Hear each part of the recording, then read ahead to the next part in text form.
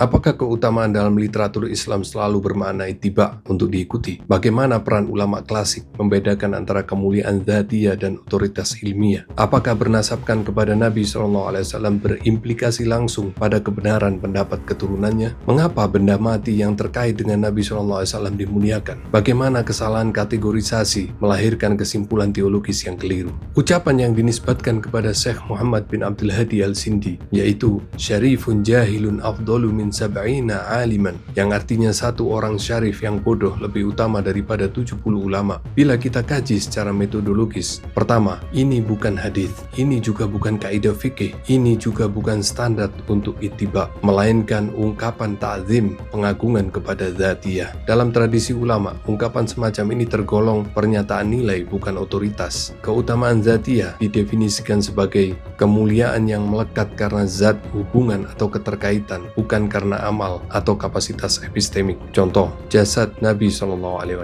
Ahlul Bait dan dzurriyyahnya SAW, athar atau bekas peninggalan Rasulullah SAW. Imam An-Nawawi dalam Syarah Sahih Muslim menjelaskan, legitimasi tabarruk sebagai pengakuan keutamaan dzatiyah, bukan penetapan hukum baru. Kemudian yang kedua, keutamaan ittiba. Ini berkaitan dengan kebenaran ucapan, kelayakan untuk diikuti, dan memiliki otoritas fatwa dan istidlal. Maka inilah orang-orang yang kita diwajibkan untuk ikuti. Contoh analogi terkait kemuliaan dzatiyah, mangkok yang disentuh oleh Nabi SAW. Bayangkan sebuah mangkok bukan terbuat dari emas, bukan dari perak, bukan pula dari batu mulia. Ia hanyalah mangkok sederhana dari bahan yang jika diukur dengan standar dunia tidak bernilai apa-apa. Namun mangkok ini pernah disentuh oleh Rasulullah SAW, dan sejak sentuhan itu nilainya tidak lagi bisa diukur dengan harta, tidak bisa ditimbang dengan emas, dan tidak bisa dibandingkan dengan kemewahan apapun di muka bumi. Mangkok ini pada 21 September 2011 disambut dengan kehormatan luar biasa oleh negeri Chechnya. Ia tidak datang sendirian, ia dijemput langsung oleh Presiden Chechnya. Dibawa dengan kehati-hatian, diperlakukan dengan penuh adab, dan diiringi dengan rasa hormat yang mendalam.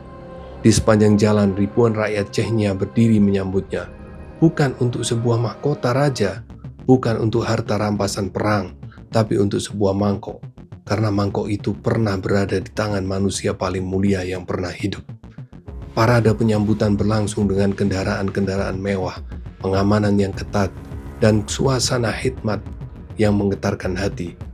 Dunia mungkin melihatnya sebagai berlebihan, tetapi orang-orang beriman tahu, ini bukan penghormatan kepada benda, ini adalah penghormatan kepada Rasulullah SAW. Terkait mangkok tersebut, Ibnu Katsir menulis dalam kitabnya yang berjudul Istri-istri Nabi Muhammad SAW sebagai berikut.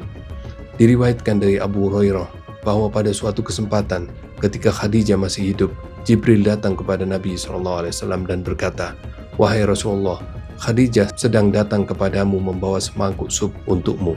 Apabila ia telah sampai kepadamu, sampaikanlah salam dari Rabb-nya dan dariku, serta sampaikanlah kabar gembira kepadanya tentang sebuah istana dari permata di dalam surga, yang di dalamnya tidak ada kebisingan dan tidak pula keletihan." Mangkok itu kemudian ditempatkan di tempat yang paling terhormat, dan akhirnya disimpan di Masjid Agung Grozny, sebuah tempat megah, namun tetap tunduk dan kecil di hadapan nilai peninggalan Rasulullah SAW. Renungkan sejenak, jika dunia menilai kemuliaan dari bahan, maka emas lebih berharga dari tanah liat. Namun Islam mengajarkan hal yang jauh lebih dalam. Kemuliaan ditentukan oleh siapa yang terkait dengannya. Sebuah mangkok yang pernah disentuh oleh Rasulullah SAW lebih mulia daripada seluruh mangkok emas di istana-istana dunia. Karena nilai mangkok itu bukan pada bentuknya, tapi pada hubungannya dengan Rasulullah SAW. Inilah yang oleh para ulama disebut sebagai keutamaan dzatiyah. Inilah yang Syekh Al-Sindi maksudkan. Keutamaan yang melekat pada zat, bukan kepada fungsi, bukan karena harga, dan bukan karena tampilan. Sebagaimana jasad Rasulullah SAW lebih mulia daripada Ka'bah, meskipun Ka'bah dibungkus oleh emas. Sebagaimana tanah Madinah yang lebih mulia dari tanah manapun, karena di sanalah jasad Rasulullah SAW dimakamkan. Maka tidak mengherankan jika sebuah mangkok sederhana membuat seorang presiden berdiri menyambut, membuat rakyat berbaris di jalanan, dan membuat sebuah negeri menundukkan kepala penuh hormat. Inilah yang oleh para ulama disebut sebagai keutamaan dzatiyah. Inilah yang Syekh Al-Sindi maksudkan, karena sejatinya Yang mereka muliakan bukanlah mangkok itu. Yang mereka muliakan adalah Rasulullah SAW. Dan pertanyaannya kini kembali kepada kita.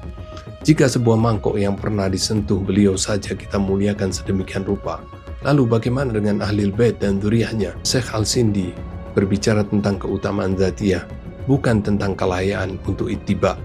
Nasab Nabi SAW memberi kehormatan, bukan otoritas fatwa. Ittiba hanya sah berdasarkan ilmu, dalil, dan kebenaran. Menggabungkan adab kepada Nabi SAW dan keluarganya dan dzurriyyahnya dengan disiplin ilmiah adalah manhaj ahlu sunnah. Memuliakan tanpa mengkritik adalah fanatisme. Mengkritik tanpa memuliakan adalah kebiadaban ilmiah.